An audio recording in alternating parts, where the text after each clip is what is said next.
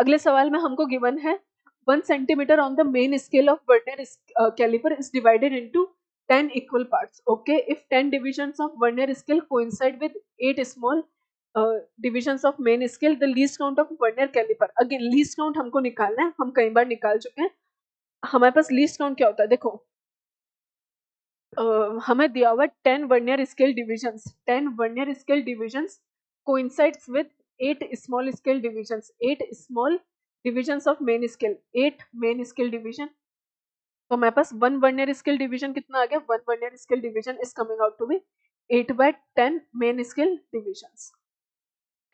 तो हमारे पास 1 vernier scale division is coming out to be 8/10 main scale division. या फिर मैं ऐसा बोल देती हूँ, लीस्ट काउंट हमारे पास कितना आ रहा है? Least count is coming out to be 1 - 8/10 main scale division, that is 2/10 main scale division.